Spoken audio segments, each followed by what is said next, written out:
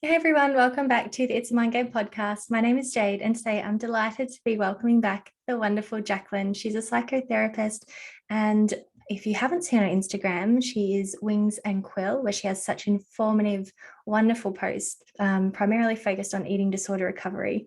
If you are a long-time listener, you no doubt will have heard from her many times before. And if you're brand new, well, this is going to be an absolute delight. Welcome, Jacqueline. Thank you so much for having me back, Jade. It's always an absolute joy to be here. Oh, I love every conversation. I feel like we get deeper and deeper into all different kind of weaves as we go. And I guess the last few conversations we've had more of a diet culture focus in regards to how to navigate our dynamics of eating when society is telling us one and we follow that and it led us down a, let's say, dark path, and then breaking the shackles and finding ourselves in a new healthy dynamic that kind of goes against what society might be preaching. And then today we're going to deep dive into another topic that's very similar to that, and that's one of, there's so much praise for weight loss, even if it's due to something stressful, illness related, devastation, grief, stress. There's still this praise of, oh, well, yeah, we've lost so much. And then we go through eating disorder recovery, and we're going from being praised for losing weight, being petite, body changes, to needing to gain weight. And in the moment, it feels so cruel. How do we tackle this idea of gaining weight when for the longest time, it's exactly what we've been running from?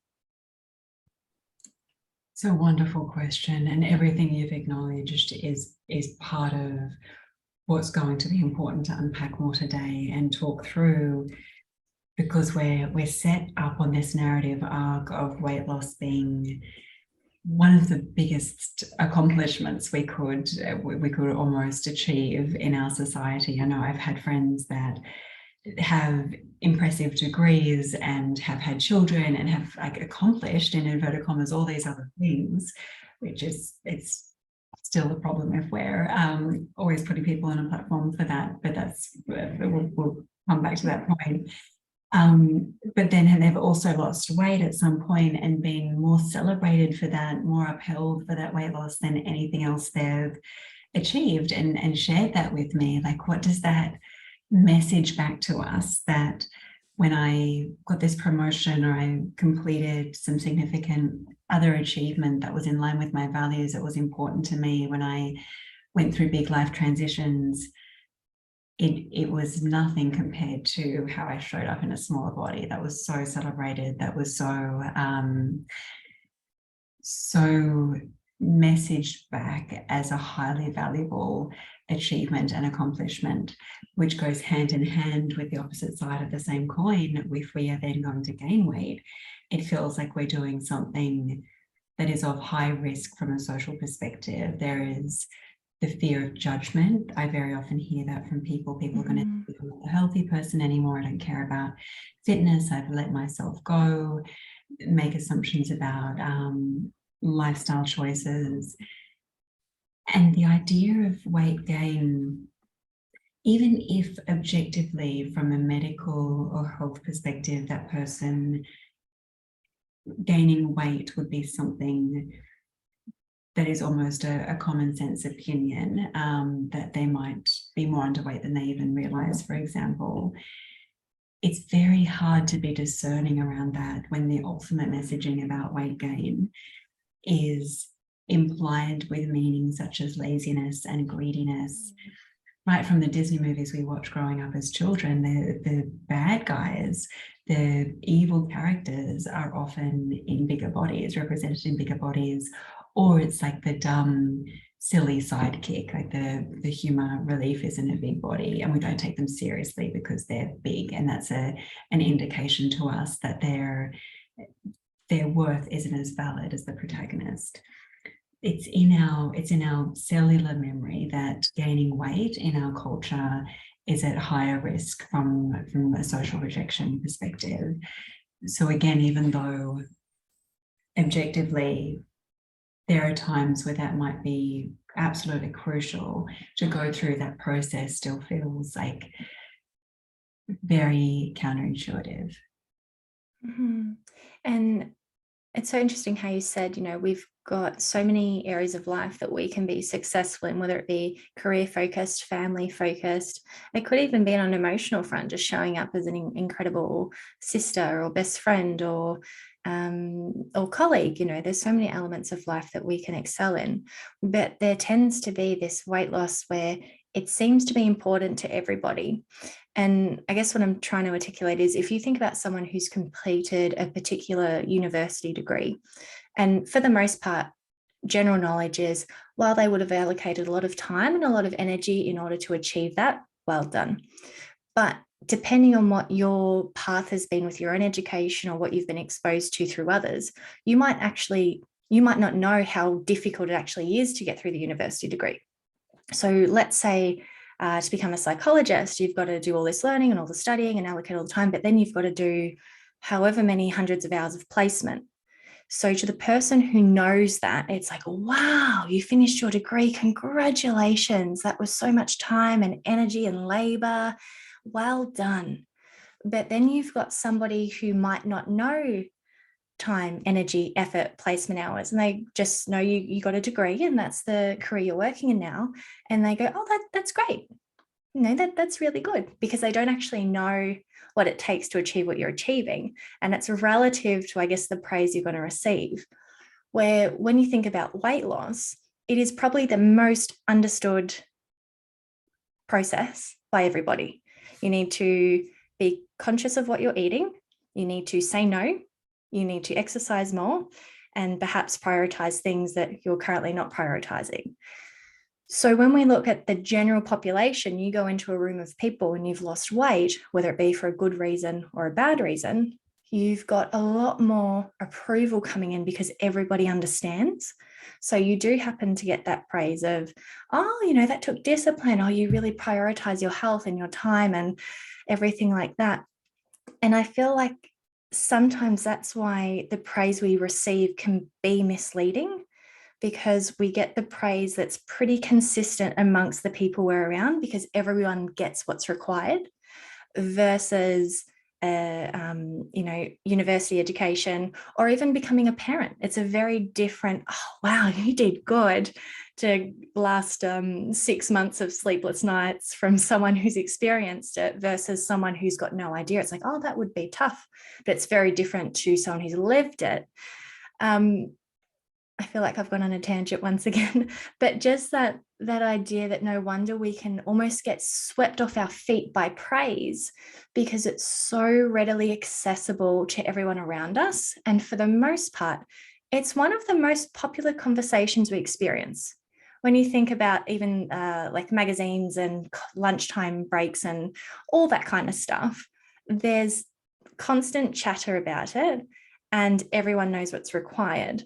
And I feel like it's almost this perfect tornado of, once you get in the center of it, no wonder we get showered with praise.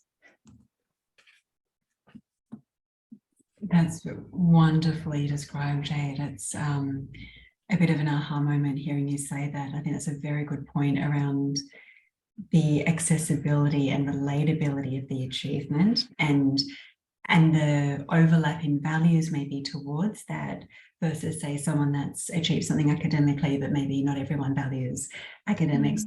That was the best way to spend their time, or relates to parenting, or believes in that being a priority, where statistically almost every woman in Australia has attempted weight loss, which is profound. Over 90% of the population as by adulthood, within adulthood, have attempted weight loss. So it would be hard to find someone that can't relate to it versus around, and have that resonance in the effortfulness of what it often looks like, and the shared valuing from a shared cultural perspective of how important it is. It's a given, weight loss is good. That makes the counter experience so difficult. So how do you think we could begin to start tackling these difficult thoughts when it comes to, okay, I now have the awareness that my weight is not serving me anymore. I'm not necessarily ready for change, but I'm ready to at least ponder the idea that weight gain is one of the only paths out. And it's almost inevitable that if I want to improve my health, my body is going to change. How can we first start navigating that? So whether it be starting to find permission within it, whether it be warming ourselves up to the idea of our body changing, even the idea of that fear of judgment that tends to go hand in hand, because for some, it's not even necessarily the body change. Sometimes it's what happens if someone notices my body's change. What are they then going to label me with? Exactly. Yeah, the fear of perception. And when weight loss has been something that's almost like your magic power, you've been able to do it, where so many people have struggled with it, which is often the feedback we Mm-hmm. is, you're so disciplined, you know how you do it, you're always here at the gym, or always like in that behavior reliably. So we having to conscientiously change that perception feels really scary. And I think one of the most important things is being aware of our inherent alarm as in association with pursuing weight gain and dropping away some of the behaviors that maybe at some point we thought were the right thing to do and we thought were helping us, but we're now understanding are doing harm. That to appreciate why it's been built up as something that's loaded with a threat response, a danger response, because that's often what it feels like for people if they see a higher weight, or their clothes fit differently, they start to see changes in their body, or if someone does feedback like, oh, are you eating that? You don't normally eat that. Mm-hmm. Just that which might not even be said with any meaning from that person's point of view, but on the receiving end feels annihilating of that former identity. To understand what's happening, I think, is incredibly important, with that sense of the reason this feels very threatening, and maybe that person has a very loud voice in their head saying, you need to restrict again, you need to lose the weight you've gained, go back to exercise, that was better, see, they do like you better like that. Mm-hmm. Or why you were valued and why you were respected. To anticipate that as well, to know it's very likely our brains are wired to benefit from things that are predictable and things that are going to minimize risk. And so staying with the same behavior, if it's not putting us in acute dangers and there's not something life-threatening in front of us here and now, we're very likely to continue in those situations, which is an example, something like an abusive relationship might continue, because in that moment of acute threat, someone thinks, I need to leave, I need to get out of this. But once it subsides, your whole life is invested in that situation. Socially, everyone knows you as part of this family or with this other person. There's so much scaffolding around that institution, which is incredibly effortful and has so many costs associated with changing. Our brain does have a bias to encourage us to stay. And it's things clogging over if there's any way of possibly doing that. So when we come up against the force field of change and it feels like we're losing something, not gaining something at first, when we are starting to create these changes in our life and experience weight gain, then it feels like all of our brain, all of our instincts are going to be telling us this is a really bad idea, and we need to understand that's likely to happen and understand what it is as a threat response, so that we have another resource available, which you could call maybe a wiser self or a future self, possibly being able to be called in to say, but this is why it does matter and this is why it has to be now. Because if we're doing what we've been doing for another 12 months, we're putting these health factors at risk, we're putting fertility at risk, where it's not going to be easier in 12 months than it is today. Other people might not understand it. And I think one of the very painful things, especially for a cohort, which people with eating disorders often are, that tend to be people pleasers, the idea of being misunderstood is very scary. So if I'm actually trying to protect my health by gaining weight, but there's a chance someone might misunderstand that as me slacking off now, or I don't care if I don't show up at the gym diligently now. That can be a much more invasive concept than it might be for someone who is wired a bit differently around that people-pleasing profile as well. It's I'm just thinking about when I was going through the midst of HA, and especially the weight gain side of things. I remember one of the things I found almost therapeutic for me was to post about it on social media. So this was what, if you go back into my Instagram, you will see the depths of it. But for me, it was that, you know, and it's something that comes across with so many women. It's, if I change the behaviors, people are going to think I'm letting myself go. I don't care anymore. So for me, my recovery started as soon as I got married. And I thought, great, I'm going to fit this classic thing of, see, she doesn't care anymore. She's got the ring on her finger. She's going to get all fat and ugly because now she's got her husband, and then he's going to be upset with her, and blah, blah, blah, blah, blah, blah, blah. Like, the story I concocted was detailed, very detailed. And at that point in time, I believed it to be quite true. And I think that's important for a lot of people or women listening, that the things you perceive as going to happen in the moment are going to change as you continue to heal. Because at the very start, it is quite catastrophic. And I find it almost insensitive and unhelpful when the sort of words around those thoughts use, like, you're being silly or it doesn't matter, because it makes you more resistant. Where if someone said, oh, I can see why you think that, it actually helps you lean into it more, because it's like, oh, okay, that threat response, someone understands the threat. So for me, when I was processing everything, it was like, well, I'm terrified of people thinking I'm making these decisions because I've let myself go and I don't care. So I'm going to pretty much wave this red flag and go, hey, just so you know, I'm eating more because it's for health reasons, and I'm training less because it's for health reasons. Like, I'm not lazy, and I'm not giving up. I'm actually caring a lot more than I've ever cared before. And I need you to know that. And did people read the post? I've got no idea. But it made me feel really good knowing that I was putting out this almost public disclaimer that everything is with intention. Because for me, the biggest insult I could have received from the process was someone assuming I was giving up, when realistically I was giving more than I've ever given before. Because for me to stay in my disordered ways would have been so much easier. It wouldn't have allowed me to have a baby or to have a cycle or do any of those kinds of things. But would I have still been happy? Yeah. Would I have still enjoyed what I did? Yeah. But it didn't secure that future that I wanted. So it was pivotal in that moment that I had to change. But I did find it empowering to educate people on why I was making the choices I was making. And I must disclose, though, when I decided to go through HA recovery, I was very much through my eating disorder phase. Like, I was very much at the point of good relationship with food. It was just really cutting back the exercise. But when it come to sharing, say, my eating disorder behaviors, that would have been a very different process, because I didn't want to disclose what I was thinking or feeling.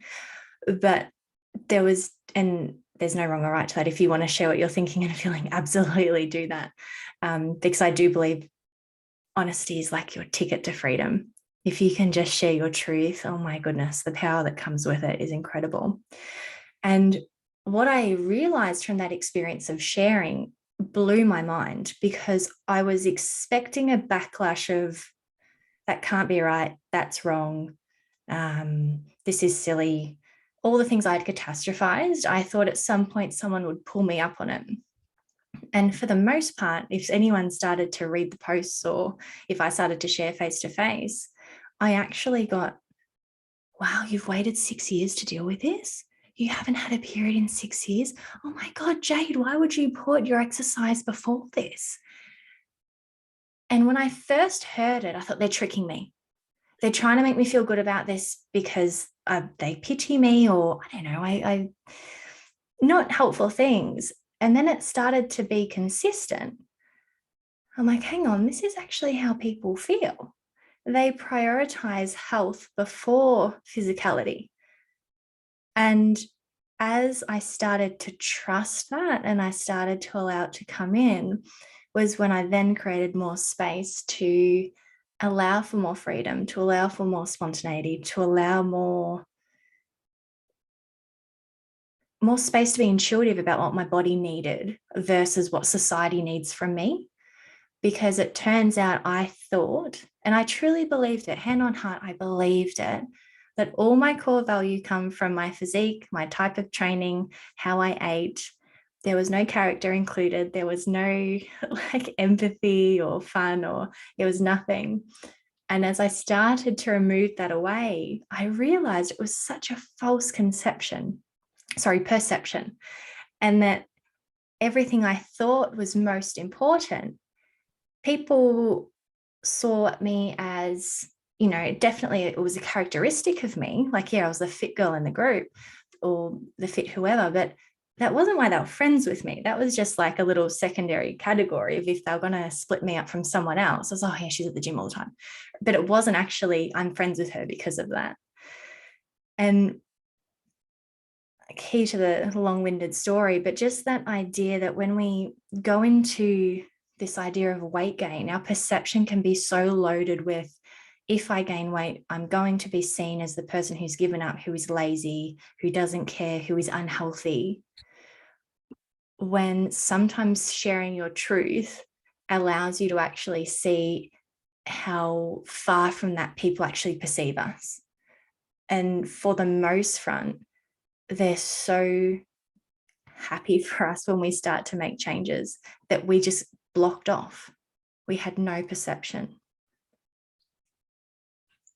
There's a quote I'm reminded of from Oprah Winfrey that said the truth will set you free. And also how I'm so glad you shared that. I think so many listeners will be able to relate to that deeply, where we find our own value is going to be the correlation of threat for changing behavior. And if it was someone that, say, centered their identity more on their intelligence or academia, and that was threatened in some way, it might feel quite similar as well. I've always been the person that's been quite successful in my career. I've built myself up in this way, and now I've been made redundant, or the GFC hits and it all changes. And that threat to identity is so much more dire than someone losing their job who didn't identify with their job. So it does, while it's very socially relatable on a meta level, also highlights where we've positioned, like which basket we've put our eggs in, really, to build up our identity. And with that, it requires an expansion of our self-concept as we look to recovery and make room psychologically for weight gain, because there then has to be more to Jade if these other qualities are going to be differently positioned as priorities in your life. There have to be other things that move into the space that makes, where now you can see that's actually more of who you are and more true, but always what you were and how you were valued. But it is so scary at the entry point. And that idea of sharing, this is what I'm doing and why I'm doing it, that makes enormous sense to me. It's but it's a little bit like a PR campaign or a rebranding campaign. Yeah. Control of it, like that's authorship. You've got agency in, this is what you're going to be seeing, this is why. And sometimes knowing, even if it wouldn't have been something that anyone even had a thought around or noticed, you knowing that you've owned that process is a much more empowering way of positioning yourself. Yeah, and beautifully said on that, ownership created the empowerment, because it was just that. It's like, well, I'm redirecting my life and I'm scared of it, but I know it's going to lead to great things. And here's the process, here's the protocol. Because that disclaimer of just like I'm doing something that goes against the grain felt good to me. But then when I think about, let's say, eating disorder recovery further on, right? You're recovered from your eating disorder and you're just living life, like food isn't complicated anymore. And it's so interesting that the basic guidelines when it comes to eat every 3 hours, make sure you're having 3 main meals, have your snacks, include protein, carbs, fats, and your little staples there that are a beautiful foundation. If you're hungry, have a little bit more. When you think about someone who is, let's say, overweight and on a weight loss journey, it's the exact same process. It's eat every 3 hours, make sure you prioritize protein, but still have carbs and still have fats. And it's so interesting to me that at the very beginning of the journey, that guidance was so cruel, obsessive, unfair, unrealistic, all of the horrible things I could think of. And it was like, how dare you ask me to do this? And yet, when you're out of it, you realize the guidelines that are given are very healthy and general guidelines given to anyone who wants to be healthy. But in the moment, it feels like someone wants to feed you up and make you an elephant because of how, I guess, fearful you are of certain outcomes and are of change. But once you are on the other side of the fence, you can actually rationalize and go, oh, wow, that's actually quite a mindful description of things to do throughout the day to secure that my body's well fed. And it's really interesting to me how a piece of information could have been so offensive at the start. And then once your emotion's out of it, because you're not in that fearful state anymore, you can look at the exact same information and go, oh, that's quite reasonable, isn't it? Absolutely. Yeah, that's a really good point, how it does mirror the same guidelines towards health. It's like an adaptive protocol, and that if it was someone pursuing weight loss, it would also probably be very celebrated and good on you, and up on the board at the gym as the person that's done how many classes this week, and yet reclaiming health from the other end of the continuum can be so much more silenced and more vague and feel ostracizing, maybe because of that.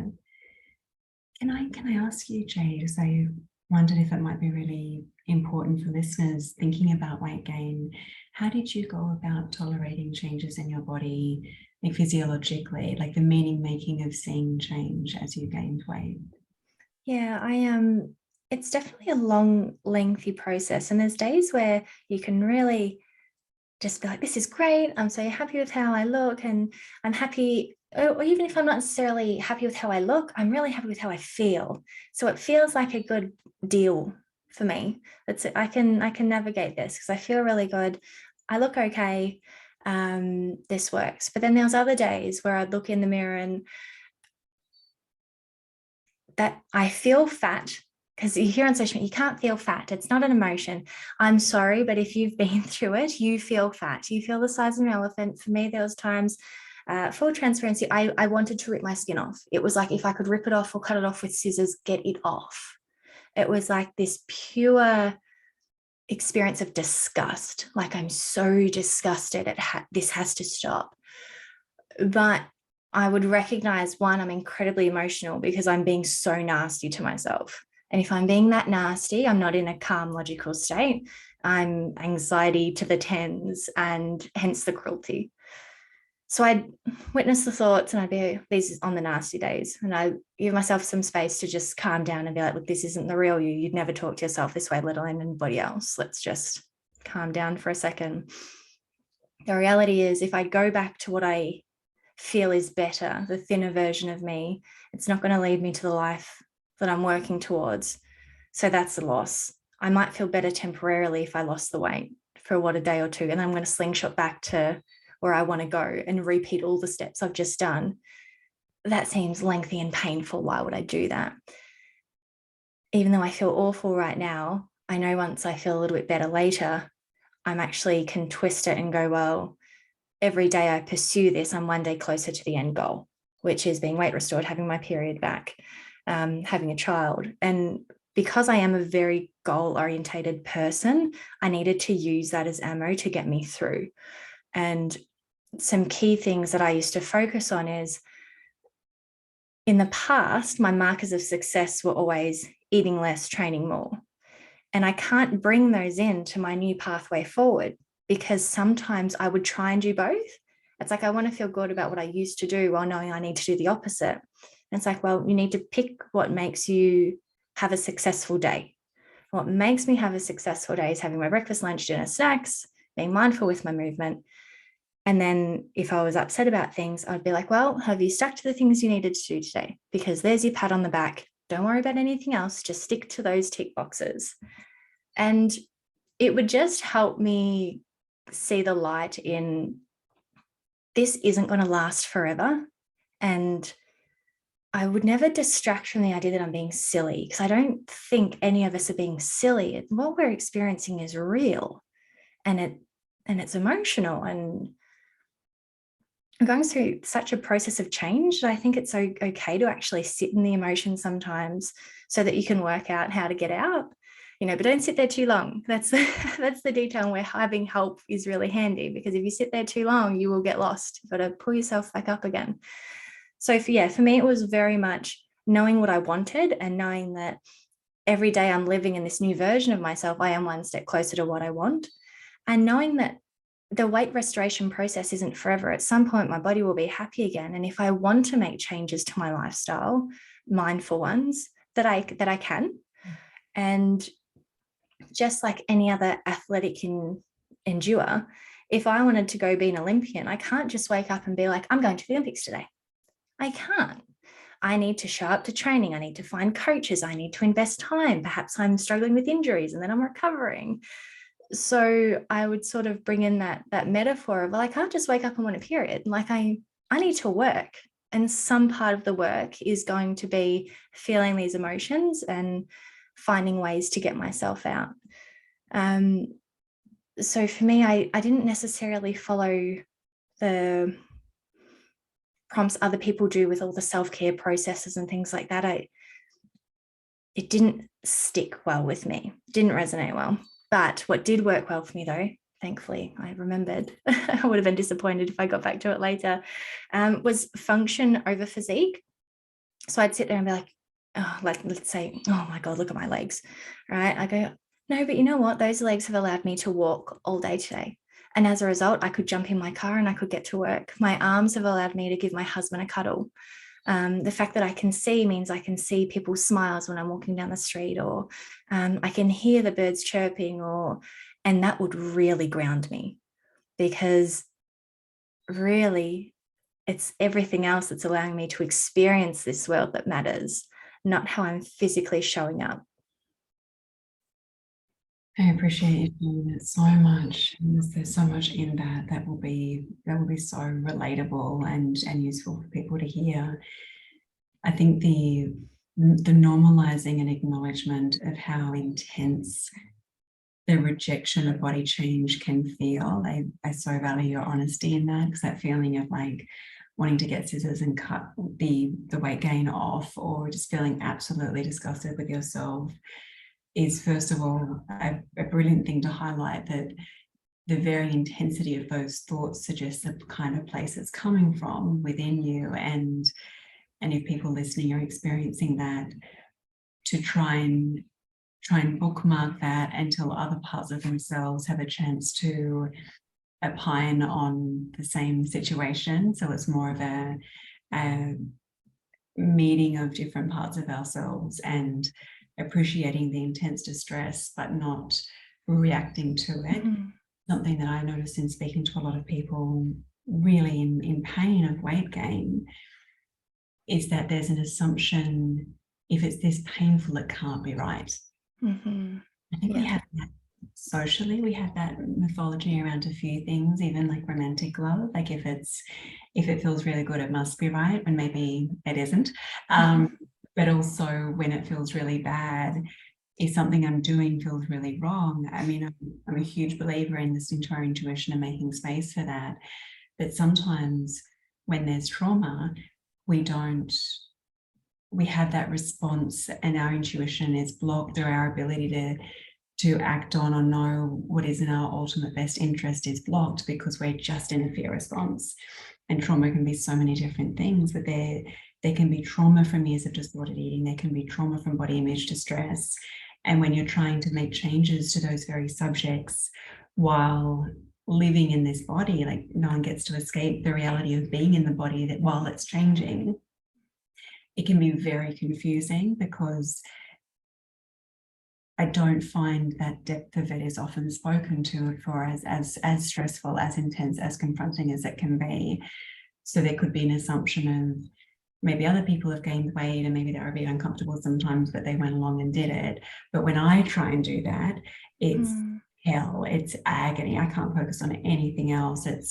I'm not going to be able to do that and do the rest of my life and meet other responsibilities. So it just can't be a bridge I can look across. So hearing you speak to that, I think is really powerful. And I think it comes up a lot in podcasts when everyone talks about like the end part of the journey, where I was like, yeah, I love and accept myself. Because once you get to that part, you're so happy in it that I think a lot, it's painful to regress back to how things could feel. So for me, I personally think from a coaching standpoint and from a podcast standpoint, the fact that I can take myself back into how I felt helps me navigate what other women are going through and even have more open conversations with someone like yourself, because it's like, well, how did I feel back then? And I can then bring myself back to where I'm now, right? So it's not painful to go back, because for me, it's like, oh, we're just going to double in there and then, you've got a happy, healthy place here. Let's stay here. But it's important for women to know that a lot of the time when someone is sharing eating disorder recovery in this place of acceptance and healing, is that it's not commonly discussed what the depth of things could look like. And everyone's experience is different. Some women might not ever experience such nasty emotions through the process. Some might just go, hey, this is great. I'm loving it. I've got boobs now. I've got a bum. My partner's really happy. And, it's really uplifting. But for others, they go through some pretty nasty emotions like we've just discussed. And either it's not discussed because it's too painful to share it out loud, like it's bad enough in my head, I don't want to now verbalize it and make it more real, because once we talk out loud, everything's real. Or there's the part of, I just don't want to go back there, like it's in the past. But as saying true to what you were saying in regards to, just because it feels awful doesn't mean that it's a sign it's not right, because sometimes we need to go through the depths of that to get out the other side. And it's unpleasant and it's not nice, but there is something beautiful on the other side if you're willing to lean in. And in particular, if you're willing to share it with someone you trust, who can help sort of throw you a rope and help get you out, because it can feel very lonely. And sometimes feelings of shame can present themselves, because it's like, I shouldn't feel this way. I mean, I'm still smaller than half the people in the room, or but no one gets it. And just one more thing popped into my mind that I was thinking that might be helpful to some of our listeners is, when I was having those really extreme emotional responses, I'd also think back to how I felt about myself the day before. And for the most part, the day before was always okay. And then I'd have this random like red rage of fury. And I'd be like, wow, what happened? Like, I was okay yesterday. Logically, I know my body has not changed in 24 hours. Like, I know that. So why is it I'm looking in the mirror or I'm looking down at my legs and I feel so disgusted? It's not actually what I'm seeing, because I saw it yesterday and it was fine. I saw it last week. And then once I learned this trick, I feel like everything changed, because every time it happened, I realized I had an uncomfortable conversation with a family member. Perhaps I had something stressful happen at work. Perhaps my dog got sick. It was life events that happened. And I started to learn that I didn't know how to process the life stress. So I instantly redirected it to body shaming, because that felt easy to me. It's so easy. And it sounds bizarre, but anyone going through it, actually think about it. It's so easy to be so self-destructive and nasty to yourself, versus actually bringing the tools you need to deconstruct a stressful event that you don't know what to do. You don't know who to talk to. You're not sure what you should say, what you should do. So it's almost like a protective mechanism to, I'm going to distract myself with something I know well, and I'm going to make it feel that bad that I'm stuck here for a couple of hours. And then once I clicked that, I was like, oh, wow, this isn't even the problem. And then it led into this whole cascade of emotional regulation. Okay, my emotions aren't what I think they are. When something stressful presents itself, I know I think this way. So when this happens, I've got to revert back for the last 6 hours. What went wrong? And then I've got to lean into that. Is that something you find with women that you work with sometimes, that sometimes it very much is a physical self, but other times I'm much better versed at making myself feel horrific, that I'm just going to practice that for a little while, have some mental relaxation, and then I'll go back to my other stresses? There's so much in Jade. I'm even feeling the itch of our next podcast, potentially in this area, because there's a term for it, which is somatization, which is to make issues of one's nature psychologically into an issue with our body. And that might not just be in an eating disorder sense, that might be, some people might feel it as an illness. In days gone by, women taking rest because they were having vapors, or that was thought, we now think, looking back, that it was very likely they were having a mental health episode, but it was seen as would talk about it as something physical because the vocabulary around mental health was so lacking. And we still do that a lot now. And if we've got this metaphor of our body being a problem in so many ways, and Anita Johnson's written beautifully about this in Eating in the Light of the Moon, how culturally there is so much in our culture that makes women's bodies problematic, that inheritance of women's bodies being less trusted, being seen as seductive, having to be contained, not being trusted or seen as clean because they bleed, or they're seen as closer to the earth than the male body. Thousands of years of lineage coming into our lifetime to position us from the get-go in seeing our bodies as inherently problematic, a problem to be solved, whether that's getting rid of hair that grows on women's bodies or fixing skin problems.